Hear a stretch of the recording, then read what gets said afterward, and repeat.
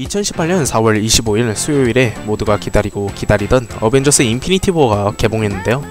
안타깝게도 저는 일주일 뒤인 5월 2일에 보게 되었습니다. 정말로 아무튼 저는 어벤져스 인피니티 워를 보고 나서 궁금한 점이 생겼습니다. 그래서 그런 궁금증에 대해서 얘기하려고 하고 또 리뷰도 겸사겸사 하려고 합니다. 아 참, 이 영상에는 당연히 마블 영화들에 대한 스포일러가 있습니다. 그 점 주의와 양해 부탁드리겠습니다. 그럼 지금 바로 어벤져스 인피니티 워가 남긴 궁금증에 대해서 얘기하도록 하겠습니다.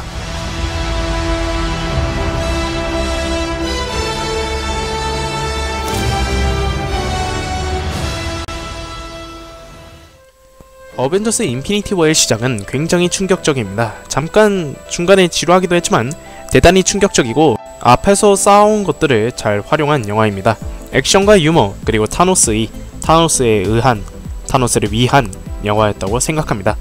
다시 한번 말하지만 굉장히 충격적이고 재미난 영화예요. 다만 영화 혼자만 앞으로 나간다는 느낌이 들었습니다.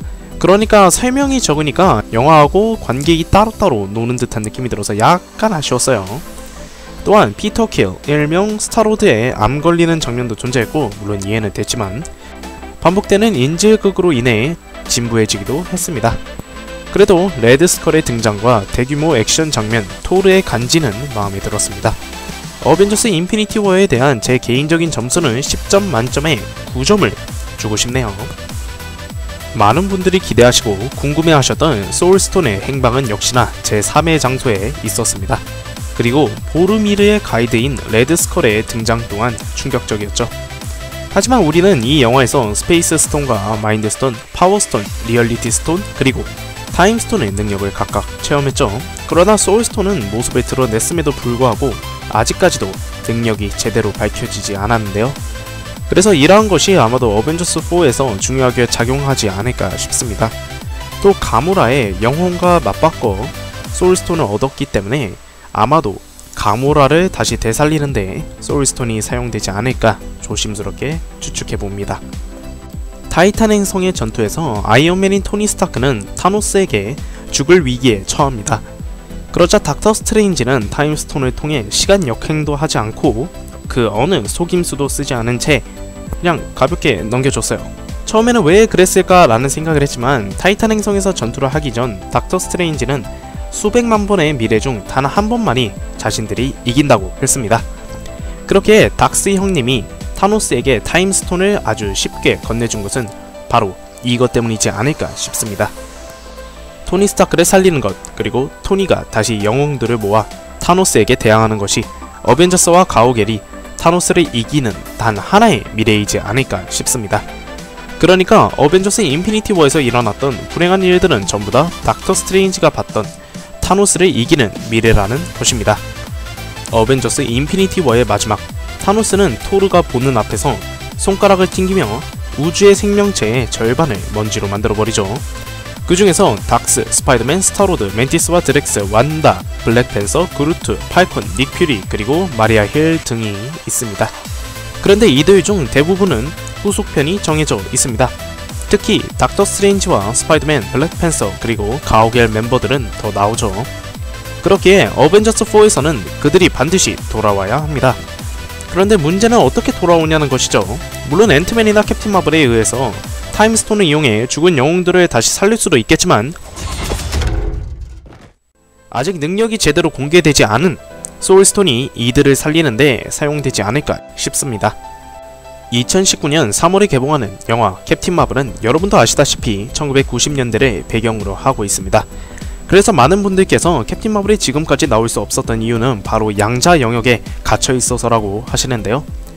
하지만 만약 그 이론이 맞다면 어벤져스 인피니티 워의 쿠키 영상에서 닉 퓨리는 캡틴 마블에게 메시지를 보낼 수 없습니다.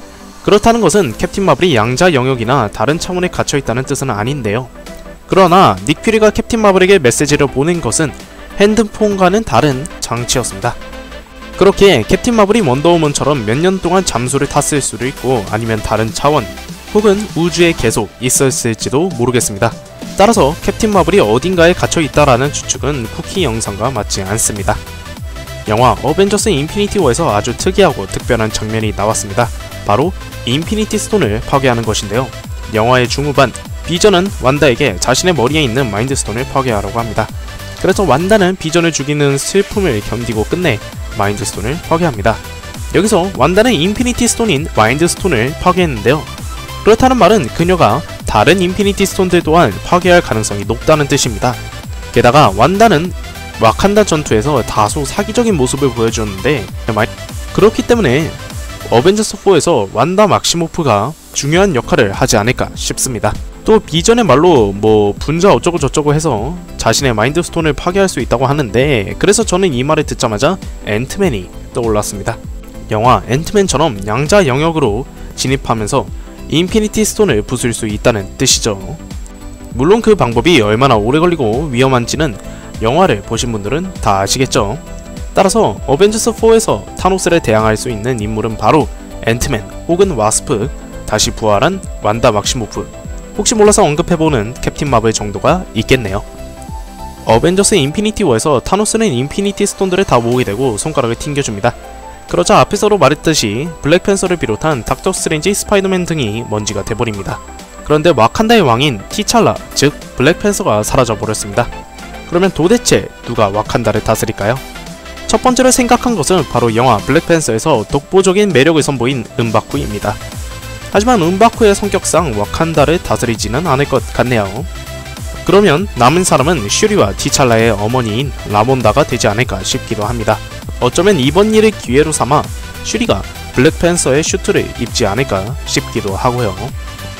이번 영화에서 가장 느낌이 이상했던 장면은 바로 타노스가 손가락을 튕기고 이동한 장소입니다. 저는 처음에 우리나라인 줄 알았어요. 아무튼 간단하게 생각해보면 멸망한 타이탄 행성이 다시 부활한 것이 아닌가 싶습니다. 하지만 그러기엔 타노스가 보여줬던 타이탄 행성과는 많이 다르죠. 어쩌면 저 장소는 타노스가 태어난 장소일 수도 있고, 혹은 좋은 기억들이 있는 장소일 수 있겠죠. 그러나 아직까지 제대로 보여지지도 않았고 알려진 정보도 없기 때문에 그냥 타노스의 마음의 안식처 정도로 생각하면 될 것 같네요. 혹여나 탄홍부가 되지 않을까 싶습니다. 네. 자세한 건 2019년에 개봉하는 어벤져스4를 봐야 알겠죠. 자, 이렇게 어벤져스 인피니티 워가 남긴 궁금증에 대해서 얘기해보았습니다. 이 영화에서 아쉬운 거는 앤트맨과 호크아이가 등장하지 않았다는 것입니다. 앤트맨은 어차피 7월에 영화가 개봉하니까 그렇다 하더라도 호크아이는 이름만 잠시 언급됩니다. 그래도 감독이 밝힌 바 이번 영화에서 비중이 적었던 인물이 어벤져스4에서 큰 비중을 가지고 나온다고 하니까 딱히 걱정하지 않아도 되겠네요. 아무튼 오늘 영상은 여기까지입니다. 저는 다음 영상으로 어벤져스 인피니티 워 이후로 나올 영화 12편에 대해서 얘기하거나 인피니티 워에 등장하지 않은 캐릭터들에 대해서 얘기하도록 하겠습니다. 유튜브 구독과 좋아요 잊지 말아주시고요. 이상 무비턱이었습니다. 감사합니다.